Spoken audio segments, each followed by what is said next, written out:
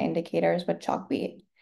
For those of you that are newer to engaging with our organization, the IBO is a nonpartisan city organization focused on providing independent analysis of the city's budget and tax revenues. Our education team has additional authority to report and provide research on New York City students, teachers, and schools. While we don't provide policy recommendations, the IBO publishes annual reports, fiscal briefs, research reports, and educational tools. These all aim to promote informed public participation in the budgeting process and empower families, advocates, public officials, and other groups. Today, we'll be focusing on discussing Education Indicators, which is our annual report on New York City's student demographics, academic performance, and school resources. Our team will present and discuss 3 key findings with Chalkbeat and then take some audience questions. Please feel free to drop your questions in the chat as the discussion progresses. I'm now going to hand it off to Mike to introduce himself and Chalkbeat and introduce my teammates Julia Conrad, who's the Assistant Director of the Education Team, and Emma Gossett, who is a Budget and Policy Analyst. Thank you. Hey everyone, I'm Mike Elson-Rooney. A little bit of the joy of an open Zoom conversation there, but we'll try to move past that and have a really good conversation. And really, really so appreciative that you're all here and really excited for this conversation. I'm Mike Elson-Rooney. I'm an education reporter at Chalkbeat, New York. We cover local education across the country. We have 7 bureaus. I've been writing about schools in New York City for 5 years. Before this at the Daily News. I was a teacher, past life. And, I'm so grateful to be here with the IBO as a journalist. It's so great to have an organization that has access to all this great data, so many smart people, and works on behalf of the public. And part of the goal of this is to just push that information out even further. And, just before we dive in, I think this is a really critical time to be having this conversation. We are, getting further away from the start of the COVID pandemic, but so many of the issues that came up during that, chronic absenteeism, issues with achievement, enrollment, are still very live and active in the school system today. And we really want to, help give people a grounding in where things stand on those. And then, as many of you know, we're at a time of real leadership flux in the DOE, and there's a lot of question about what's going to happen with policy moving forward. And so it's really important for this data to be out there and for people to feel like they're speaking based on the data. So with that, we have a couple areas we're going to dive into, but and I have a lot of questions that I want to discuss with these folks, but I'm really hoping that people will add questions in the chat. We'll try our best to incorporate those throughout and then leave some time at the end for questions. So start off, turn it over to Emma to just give a little bit of an overview of the enrollment numbers before we dive in. Thank you so much. Yeah. Hi, everybody. Thank you so much for coming. So I'm going to start just a little bit further back, building off of what Hannah was talking about with what really is Education Indicators. So as she mentioned, this is an annual publication that IBO puts out, and it includes a lot of different information, and we really see it as a resource for really anybody in New York City and outside of New York City who's interested in the New York City public school system. It includes enrollment information, demographic information, achievement information, data on teachers and principals, and finally some data on building utilization. Today we're going to talk about 3 of those topics. We're going to talk about enrollment, we're going to talk about attendance, and then we're going to talk about high school achievement. But if you are interested in learning more, go to the indicators page, and there's lots of data, and you can also always ask us questions as well. We are happy to respond, give any clarification, anything like that. So, Julia, if you are ready, we're going to start with a few slides for each topic, and then we'll go into a brief discussion. So what is up right now is enrollment trends. So this shows the last 10 years of enrollment for traditional public schools, which is on the left, and then charter schools on the right. So as you can see, traditional public schools since the 2015-16 school year, enrollment has been declining steadily. And this was proliferated further by the COVID-19 pandemic, where we saw even more of a decrease in our enrollment. However, this most recent school year, we saw our first increase since the 2015-16 school year. We saw an increase of about 6,000 students. And then for charter school students on the right, well, as you can see, because it's on the same scale, they enroll far fewer students at a baseline, but their enrollment has been steadily increasing. This was slowed by the COVID-19 pandemic, but we have seen that increase, and it has grown a little bit in this past year. And then on the next slide, we can see borough level changes in enrollment. So once again, on the left is traditional public schools, and on the right is charter schools. And it varies significantly by borough. So traditional public schools saw enrollment increases in Manhattan and Queens, almost no change in Brooklyn or Staten Island, and then a decrease in the Bronx. And then comparatively, charter schools saw an increase enrollment in every borough but Brooklyn, which saw no change, and varying degrees of enrollment growth. So that is the slide, and we can move into discussion. Great. So I do want to dive in on some specifics there, but first just wanted to kind of note that the reason we talk about this, there are many, but enrollment is a key indicator of the health of the school system. The city gets funding from the state based on enrollment. The city then distributes funding to schools based on enrollment. And so if schools see a big decrease over the course of a year, that can mean the loss of teachers. And at a certain point, often the city decides that schools are too small to operate. And so we're facing a lot of those questions right now as you know, even despite that small uptick, that kind of years of enrollment decline have made a lot of those questions front and center. So just to start on what I think is you know, the most kind of current trend affecting enrollment, which is, you know, we've seen a big influx of migrant students over the past couple school years. I believe the latest estimates I've heard from the DOE are around 40,000 students over the past 2 years. But first, can you just talk a little bit about like what we know about how that influx has affected enrollment overall, how it's changed the composition of the school system, and anything you can say on that? Yeah, absolutely. That's a great question. So, well, we don't know the exact impact of new arrivals on enrollment. From what we've been hearing, as you just mentioned, there are a lot of newcomers, new arrivals entering the public school system. And that's been important for enrollment and demographic changes. And I think that decrease that we have been seeing and that COVID-19 specific decrease may have been staved off partially by the influx of these new arrivals. And so that's important. And another important thing with new arrivals is the demographic information. And as you mentioned before, with the funding structure of New York City public schools, they use something called fair student funding, which is a weighted per pupil enrollment funding structure. So basically, every student gets a certain amount of money attached to their enrollment that a school is able to use in their budget. And then there are certain students who have added support needs. For example, English language learners, students in temporary housing, students who need more academic support. Those are all examples of something that would increase a pupil's weighted enrollment. And so with new arrivals, and specifically migrant students, these are students who have added support needs, many of whom are in shelters and so are in temporary housing, many of whom are English language learners and so need more support there.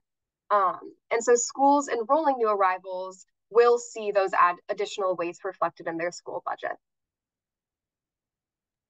So one of the interesting things to me when I am reporting on enrollment is that it feels like it becomes kind of a Rorschach test of like whatever people think is the biggest problem with the school system, that's what they attribute the enrollment changes to.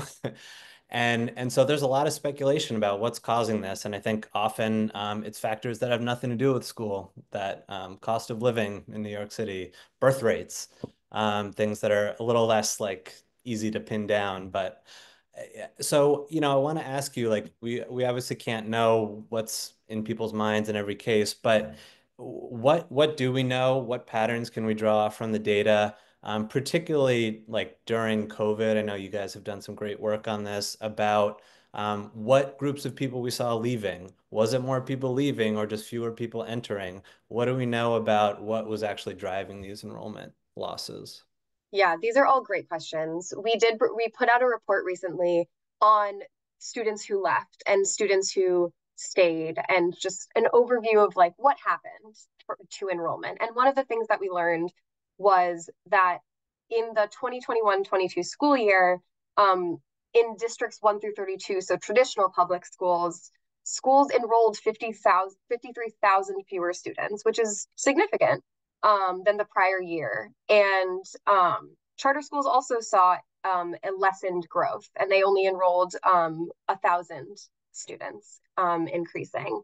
And we know that most of the students who left after that first pandemic year left the city entirely. So that means they didn't go and stay in the city and enroll in, say, a private school. They left the city entirely. And so that's something super interesting because that seems to indicate that it could be caused by a myriad of factors unrelated to the school system as a whole. And we saw this actually, interestingly, mostly in elementary school grades. So for traditional public schools, 7.8% of students in grades K through 5 moved out of New York City between 2020 to 21 and 21-22. And for charter school students, it was similar. It was 5.9% of students in grades K through 5. So that's another significant thing. And I think another common question that's asked for public schools is, well, did students move from a public school to a charter school? And I think that, it makes sense as a question, but what we found is that the answer is no. And that there were approximately 10,300 students who went from a charter school to a public school. And then vice versa, there were 10,800 who moved from a public school to a charter. So it was pretty equal. And so we didn't really see movement one way or the other without a reflected movement the other way. Yeah, and I wanted to build on that because you see the chart with the charter school enrollment, and there can be kind of a sense that, oh, like charters were doing great during this period where traditional public schools were really struggling. And I think there's been some reporting that complicates that. One of my colleagues wrote a story about how you know the majority of the big charter networks lost students during the COVID stretch and were affected by a lot of the same issues. And some of the enrollment growth we saw was a result of charters that were still adding grades. So it's not that they were getting more applicants, it's that they were adding grades. So just something to keep in mind on Yeah, the charter. absolutely. And I think one of the reasons, so in our indicators publication, on the charter school enrollment page, we don't have charter schools on that same scale that I showed you in the slide. And why we did that here is because we're putting them side by side, looking at traditional public and charter school enrollment. And just the sheer size is so different. And I think it's hard to remember that when we're talking about charter and public school enrollment, and often putting them side by side without thinking about the scale. But I think, yes, I think that's a great point. And in terms of where we stand now, are you seeing parts of the city, specific school districts where there are more students enrolled in charter schools than in DOE schools? Yeah, absolutely. So there are certain areas that are have higher concentration of students enrolled in charter schools. So there are 3 specific districts that have the highest enrollment overall of charter schools as a percentage of total enrollment in that district. So District 5 in Harlem is at 54% charter school enrollment. District 7 in the Bronx is at 51%. And then finally, District 16 in Brooklyn is at 45%. And why those percentages are so important is related to charter school growth. There is a state law that requires that charter schools cannot be opened in districts that are at or above a 55% enrollment cap in charter schools. And so in those districts, that is something to consider. So, we've talked mostly about kind of the sheer number changes, but the composition of the school system has also changed. And one of the things that we've seen coming for a while, but I think would be surprising to a lot of people is that, in the latest demographic data, the proportion of Asian American students in the city school system is almost equal to the share of Black students in the system. And that's a big change that's, happened over many years. But, curious if you could maybe pinpoint like what are some of the changes we've seen in the composition of the school system? Yeah, absolutely. So honestly, in the most recent school years, we haven't seen that much of a change. Between the 2020-21 school year and the 22-23 school year, we saw almost no change in demographic shifts for the racial and ethnic composition of our students. In the most recent school year, there was a slight increase in the number of students who identify as Hispanic. It was about a 1.3% increase in those students. And I think that's a really important thing to think about. One of the other things that indicators provides that we're not going to show data from today, but I highly recommend you go check out is teachers and principals. And we provide demographic information for them as well. And for teachers, we have seen more of those demographic shifts, specifically between the 2019-20 school year and the most recent school year, 23-24. There was a large decrease in the number of white teachers, and that was 4,000 teachers. And then there's been a slight increase in the number of Black teachers, about 1,500. So I think there's demographic shifts happening in a number of different places. Right. And that's a really important question, obviously, because of all the research on students when they see themselves represented in their teachers, the academic outcomes and the kind of benefits that can happen there. I think there definitely has been change. We're still at close to 50% white teaching force, I think, right? Um, I think as, we see the population shifting and the students like it, when I last looked at it, I think Asian American and Hispanic students were least represented in terms of like their likelihood of having a teacher from the same background. So I think that gives us a great overview of enrollment and I think we can move on to another really important issue, which is attendance and chronic absenteeism, and where things stand and what's changed over the past couple years. Great. Okay, I'm going to share my screen. And I'm seeing a reminder to drop any questions you have in the chat too as we're going through this. So as shared before, I'm Julia Conrad. I'm the Assistant Director for the Education team. And I'm going to share just a little bit of a snapshot of our indicators, and then we'll open it back up for a discussion too. So in our education indicators report, we also show information on attendance rates, and we show information on chronic absenteeism. And we break down those rates by grade level. So we have separate graphs for elementary school, for middle school, and high school. And then even within that, we break it down by more detailed student subgroups. So what you're seeing right now is just for grades K through 5, but we have 6 through 8, and we have 9 through 12 as well. And our figures here and on the website, they're only going to include traditional public school students because IBO does not receive attendance data for charter school students, so we can't provide that. And this is just on districts 1 through 32. For this, we only have the most recent available data, which was the 22-23 school year. And I'm just going to flag a few things and then hand it back off to Mike to have our discussion. So I want to point out that you'll see we use colors, and we're using colors here to show rates by different groups, so by different categories of students. And you'll note that there's some gradient colors, and I just want to flag that they are there to identify the different subgroups, but they don't signify a difference in rates necessarily or relative size. So just to keep in mind.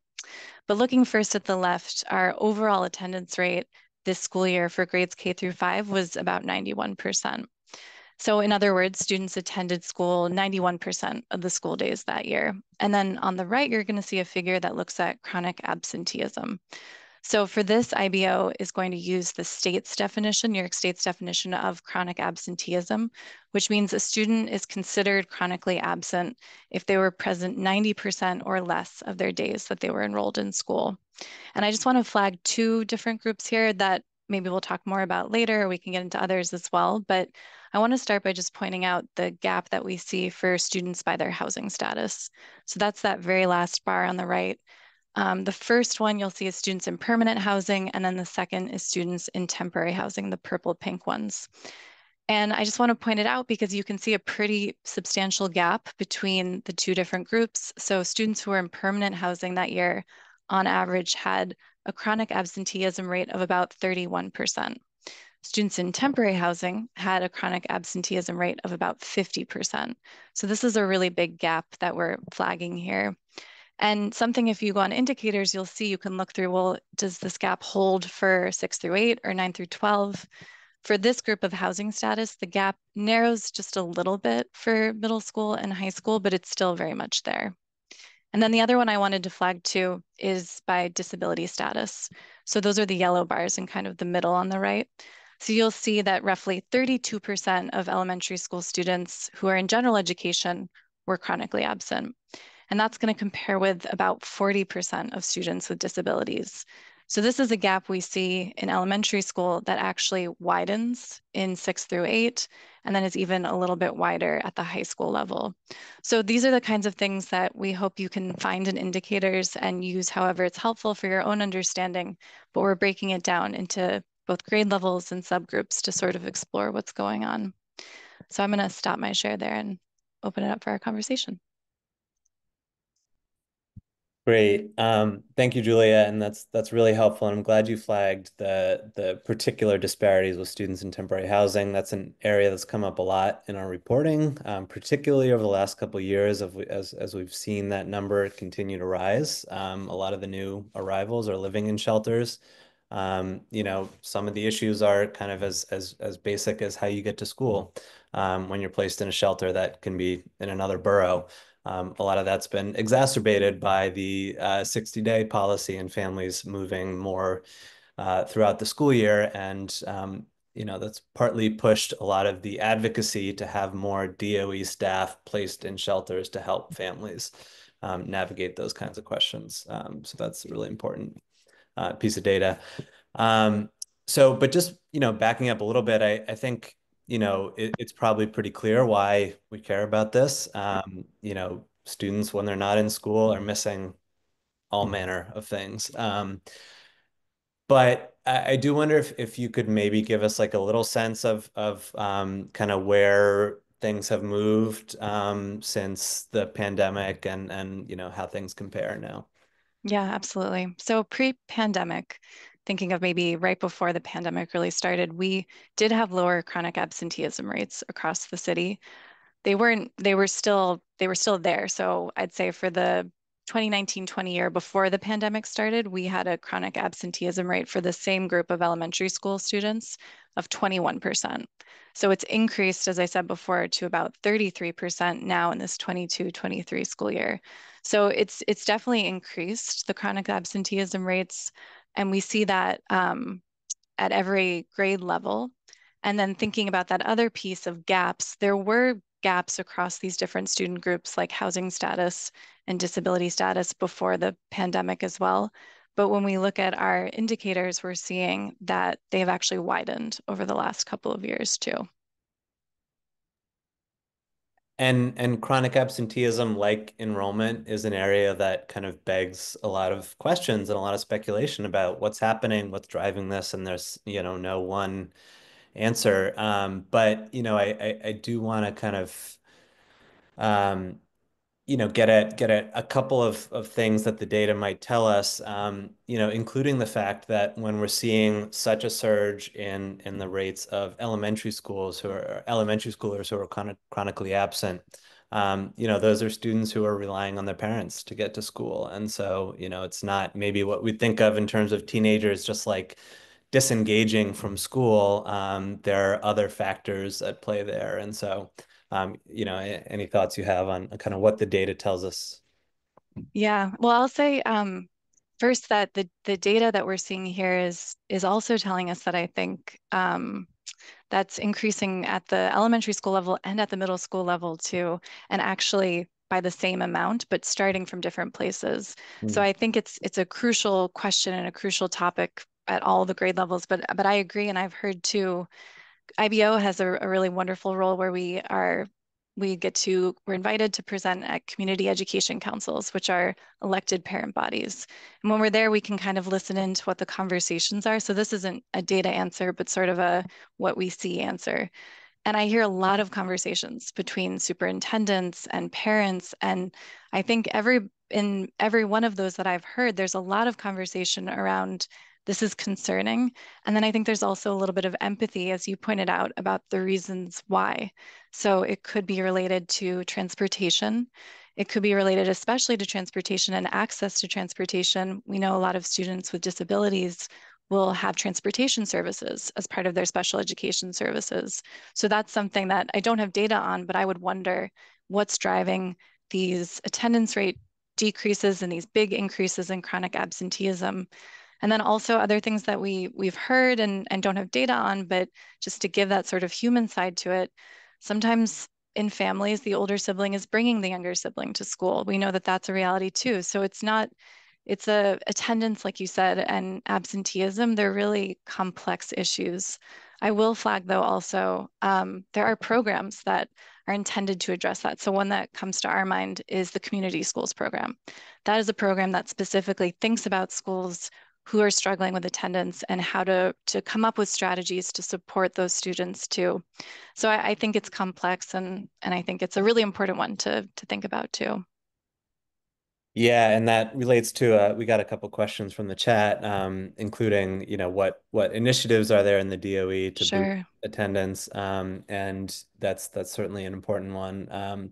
Just one other thing that jumps to mind that's kind of newer post-pandemic is that the DOE has started talking explicitly about expanding virtual learning for a subset of older students, particularly who may be juggling work responsibilities, who may have trouble attending classes during kind of typical school hours.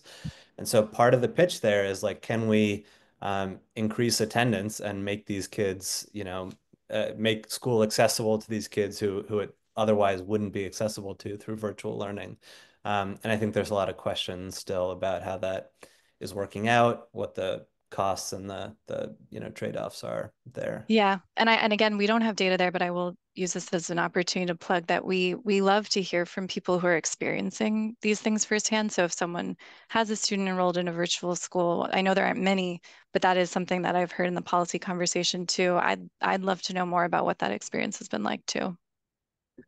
And then we have another question about an analysis of common underlying factors of why some schools have low chronic absenteeism and why some have high ones. And I'll just flag too that we have a story. I can share it later in the chat with you guys, but about schools that have kind of bucked the trend, schools that have really high concentrations of high needs students.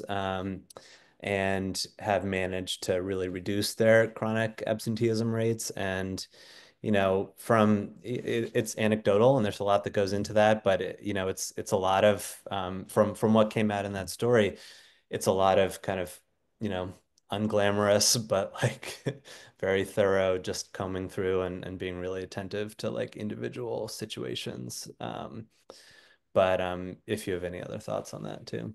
No, but this question too, I think we are a research team, and often our research is guided by what people ask us to look into, and anyone in the public, truly any member of the public, could ask us to look into something, or do we have information? So I'd say that sounds like a really interesting research study.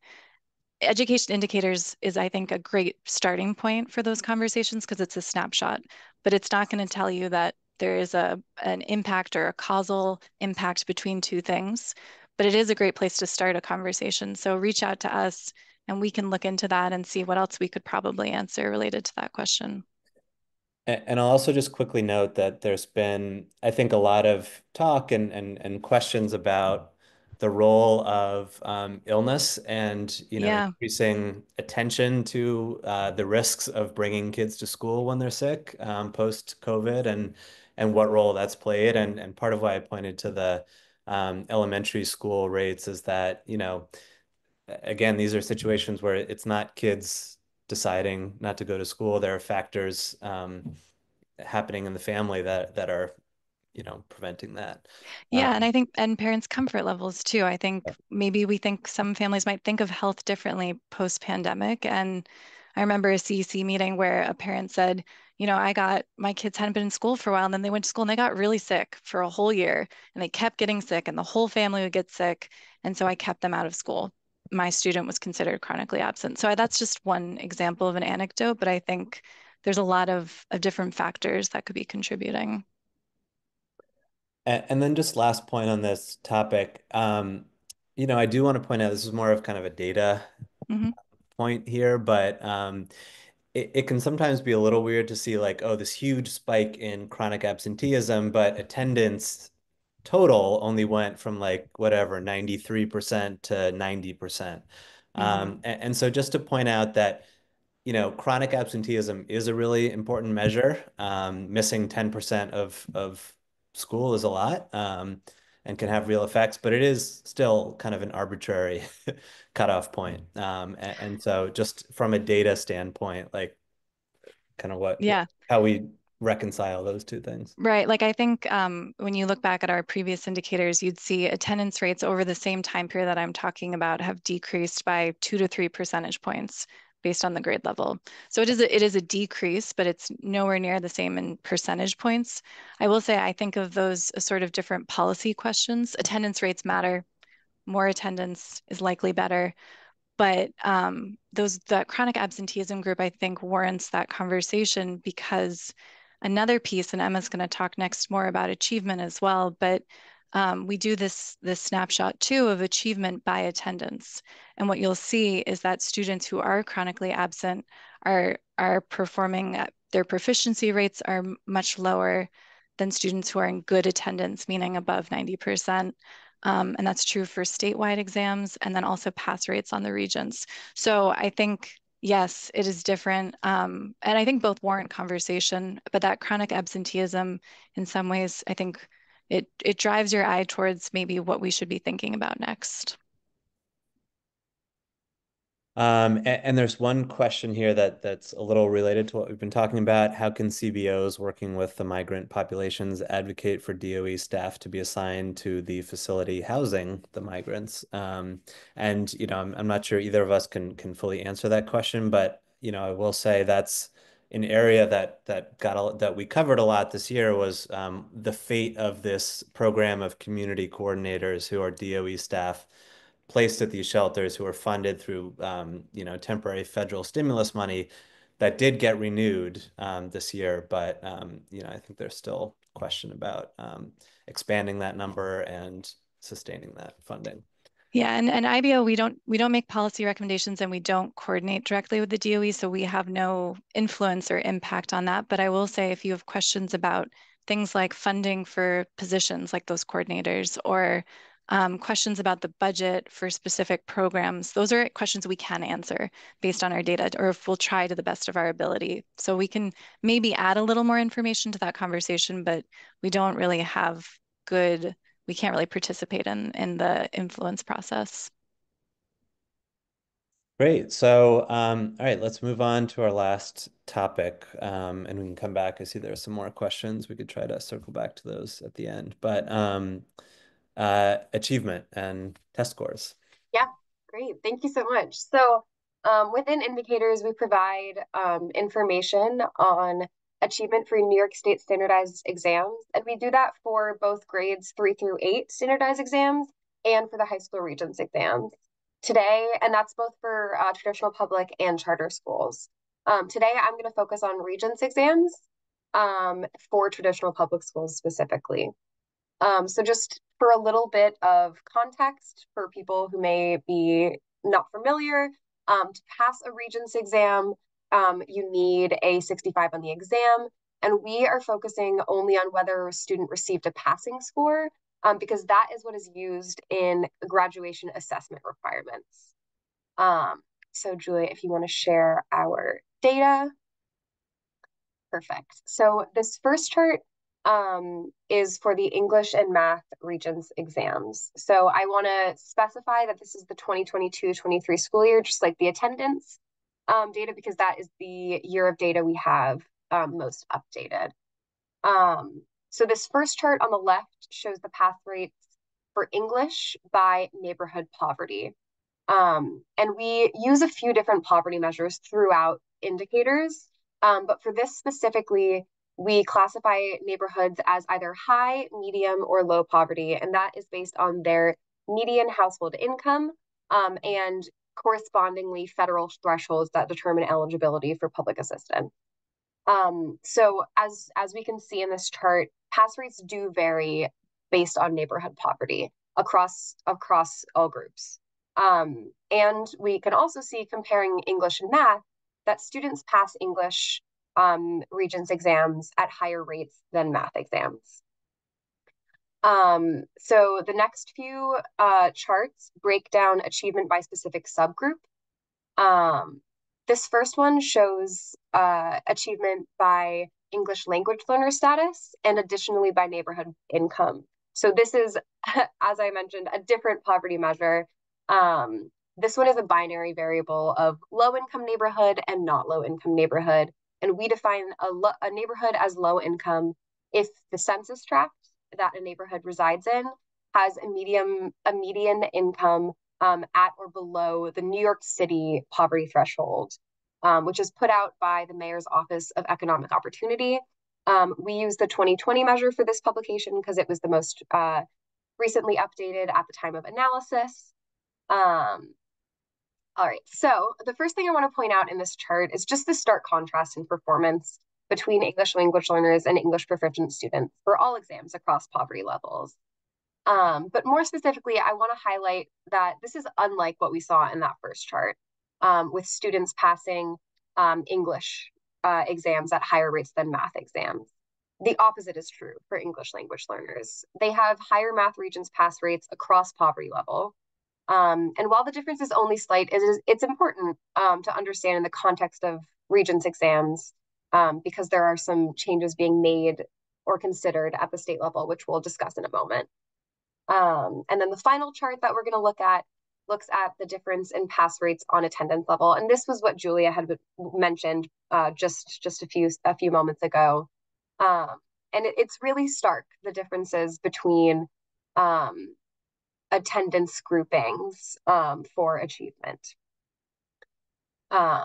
Great, so those are the charts and we can move into discussion.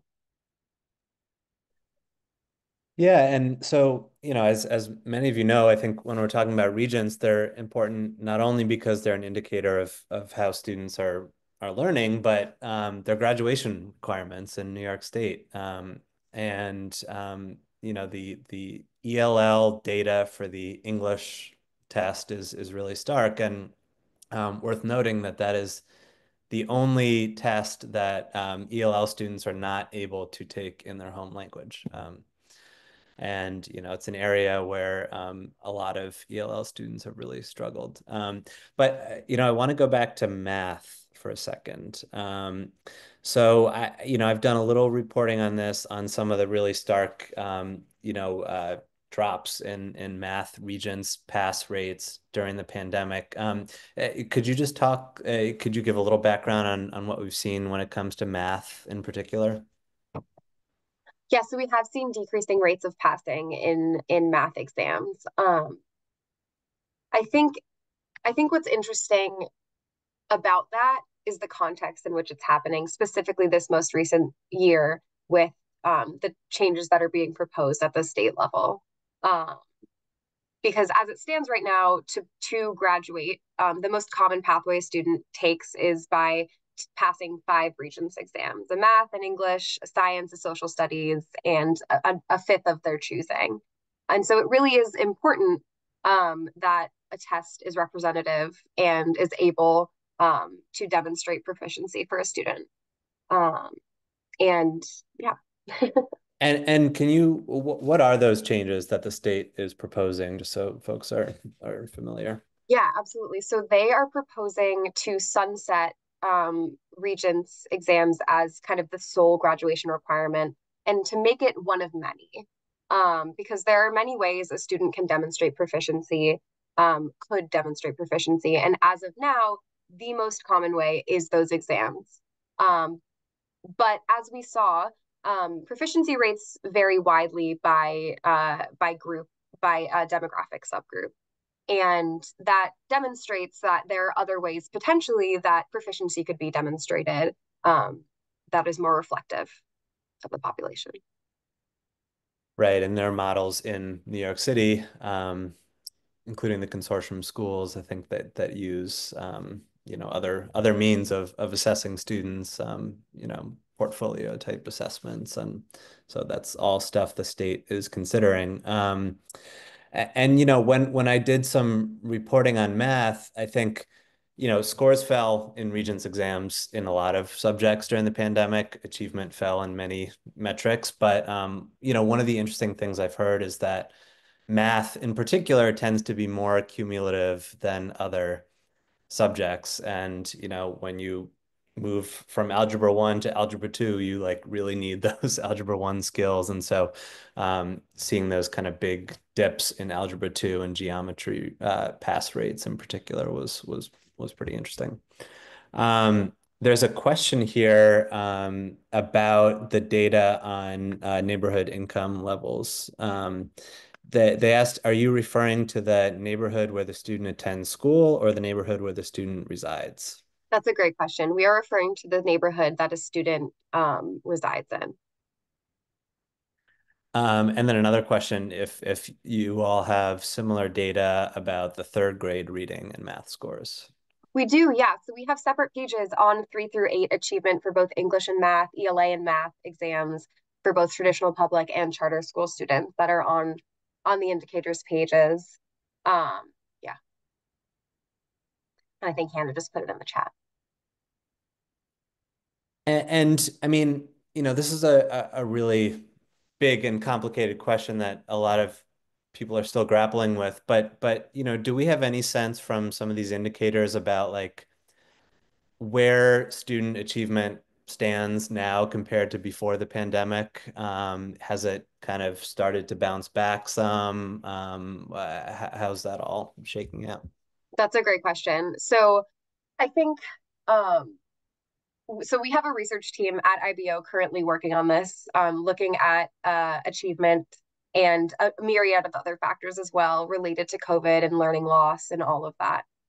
So we don't have anything to share just yet, but we will certainly do that as soon as we do. Great. So I want to go back, I think, to some of the questions that we didn't get to in the chat.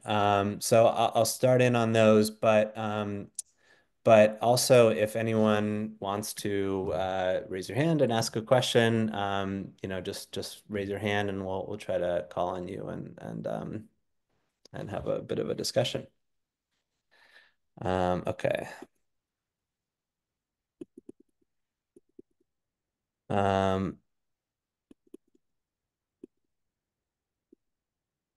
So we have a question here about the rates of per pupil spending and low attendance rates. How can we better spend this money to increase successful academic outcomes? That's a great question. And I think that's something that we'd love to hear from other people, like kind of who are working in the field, like what they've seen, what they're doing. I do know with our new chancellor, she has said that one of her big priorities is chronic absenteeism. So I think we're really interested to see what happens in the near and further future.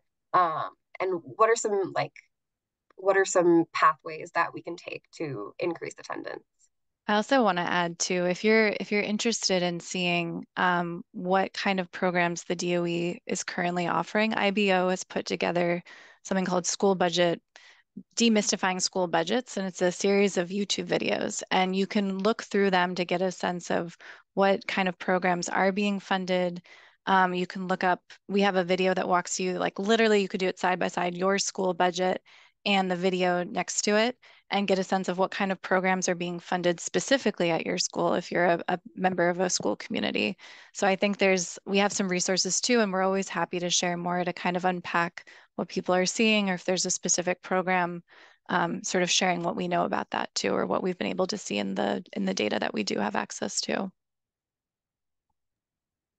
And I do actually want to plug a tool that the DOE released recently, which is it's like a breakdown of per pupil spending per school, which can vary a lot based on the specific student spending.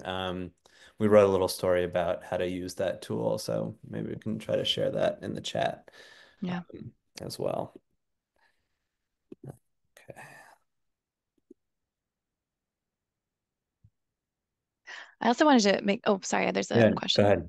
Oh, I just wanted to make one point. We were talking earlier about achievement and looking at those scores over time. And one thing I'll just say is from the data nuance perspective, something that we think about as researchers too is what kind of changes there were and who is taking those tests. So when we think about the 3 through 8 statewide exams, families have the opportunity to opt out. So we are always really interested in both thinking about what are those test results, but also who is taking the test. So we're seeing their data even.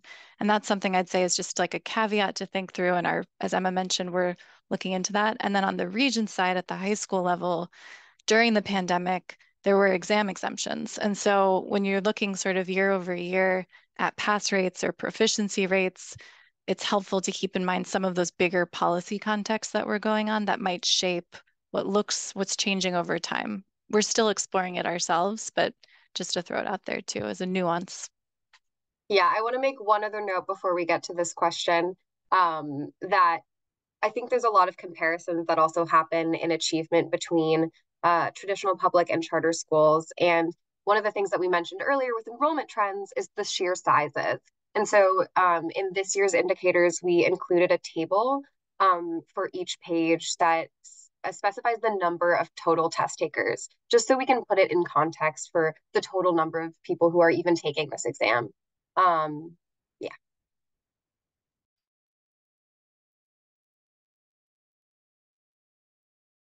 Okay, it looks like we have a question. We'll see if can we unmute Sarah? I was able to unmute myself. Yay. Oh, even better. Yay. Welcome. I had made a comment in the chat because I work for a nonprofit that works birth through 5. So we use the test scores as an indication of need. And so I spend a lot of time dinking around on those test scores. But what I've learned over the years is very consistently 74, 75% proficiency scores are third graders who are former ELL students. And that's a success story that the DOE doesn't tout. It doesn't hold when you get up into late middle school and high school because the kids have spent more time in their native language and less time around English, but catching them early and it's phenomenally successful, that extra period of ELA instruction that is what essentially the ELL curriculum is at this point. But it's not being offered to children who are at risk because of poverty, because English is their home language. And it just seems to me that it's such a wise investment. And I'd love to see IBO take a look at that phenomenon and come out with a report that talks about how other students who are chronically underserved or not successful in the test arena could benefit from this kind of programming. Yeah, thank you, Sarah. That heard, very well heard. And I think I'll just spotlight some other places that we've been thinking about English language learners, but also I think that's one that is an interesting next step for us too. We have done some reporting on a different piece of this of supports for English language learners through programs that are available and also the availability of teachers, and thinking specifically about bilingual teachers and English as a new language teachers. And I think that's also an interesting research and policy area to think about, because there has been an interest over the last year and even some COVID stimulus funds put towards expanding the number of dual language programs that are in the city. And one thing that we want to keep an eye on and that we're hoping to explore more too is, have there been an increase in the number of bilingual teachers? It's a really interesting license because you have to be licensed in a content area, and then you have an extension, a bilingual extension. So you could very well be a bilingual person who's teaching in New York City public schools without a bilingual extension. And there have been some policy changes at the state level and some incentives thinking through the city and U of T about how we could incentivize or support more teachers to gain access to that extension, and then have the ability also to provide more dual language. So that's a different piece of this puzzle, but I wanted to note something we're thinking about. And then the last thing I'll say too is, we have a researcher on our team who's been thinking about the funding streams that support English language learners. And that's true at the city level through Fair Student Funding. There's that weight specifically for English language learners. Part of Foundation Aid, which is a state and feeds into the city, also includes a weight for English language learners. And then at the federal level, there are Title III funds. That's a federal program that directs funds to schools for both immigrant students and English language learners. So we've been thinking about too the ways that there's funding provided, and that's something that we're working on as a team also to provide more information about. We have another question that builds on that, but I just wanted to quickly note that there was a clarification. I had said earlier that the ELA Regents was the only exam not offered in other languages. A commenter helpfully pointed out that it is the only one of the 4 required exams for a Regents diploma not offered in other languages, but the other Regents tests for an advanced diploma are not offered in other languages. But we had a question here about the state foundation aid formula. Yeah. And if you all at the IBO have any insight as to how some of these potential changes to the formula, like updating the measures for poverty, and differentiating weights for ELL students, students with disabilities, might affect NYC's share of state funding.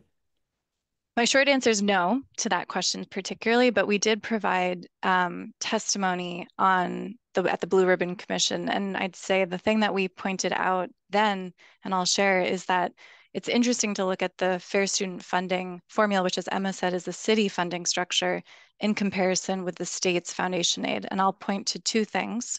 The Fair Student Funding has many more needs accounted for. So it includes students in temporary housing. Foundation aid does not. And it also has distinctions by type of program. So within the Fair Student Funding model that the city has and uses to direct funds into school budgets, you see funding weights that are different for what are anticipated costs.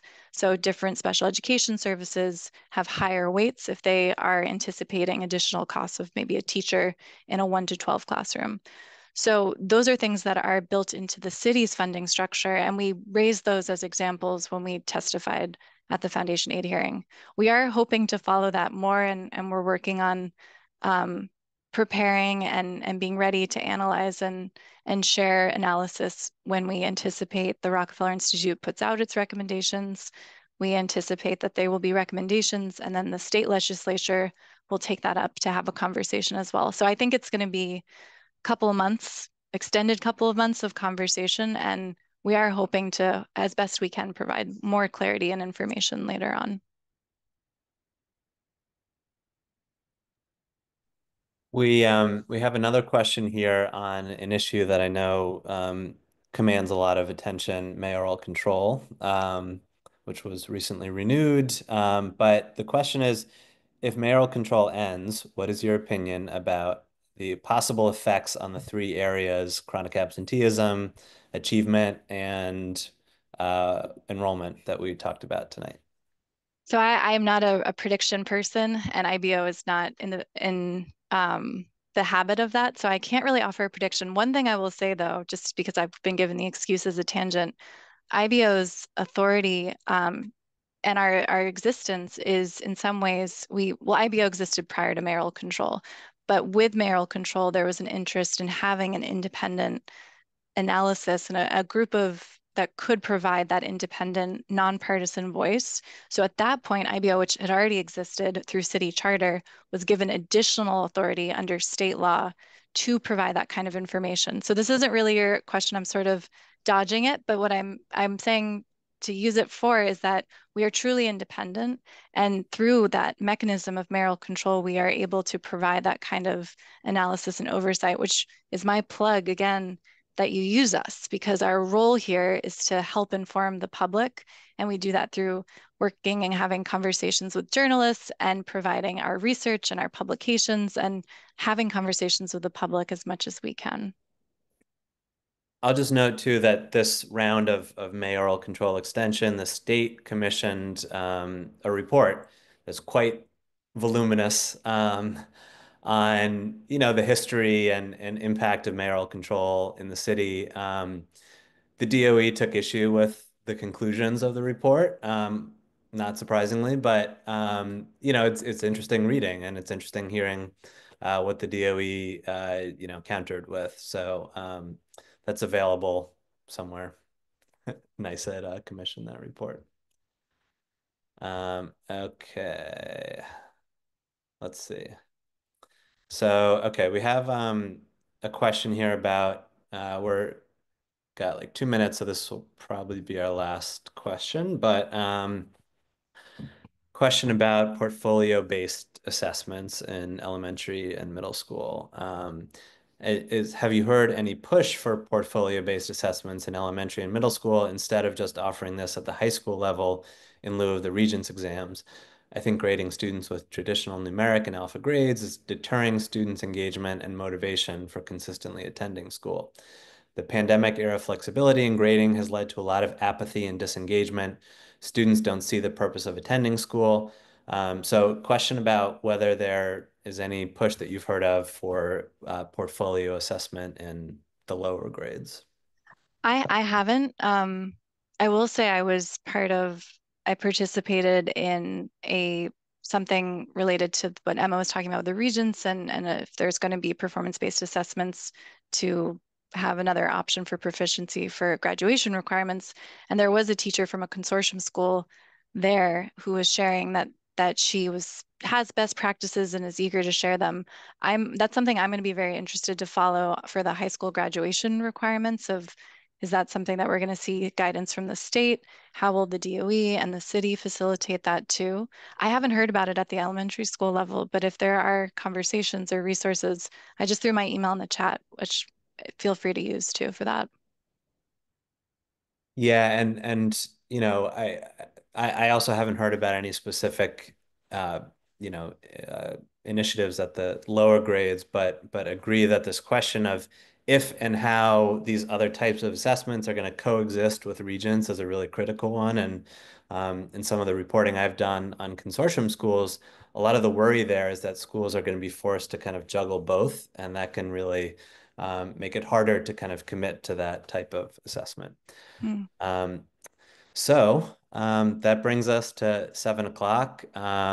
So appreciative of everyone being here and these really thoughtful questions, and really appreciate Julia and Emma sharing all their knowledge, and hope that folks can take this as an opportunity to continue engaging with this data. And I know that they're eager to talk to you all. Thank you, Mike, so much for facilitating and asking us good questions. We really appreciate the journalism and the media world of New York City, and especially our education reporters too. So thank you. Thanks, Mike. Thank you, everyone. Bye, everyone. Have a great night. We have recorded this meeting as well, and we'll follow up with that by email to all the people that attended. But thank you so much for your participation. We were so happy that you're so engaged with this conversation, and hopefully we'll hear from you soon. Have a great night.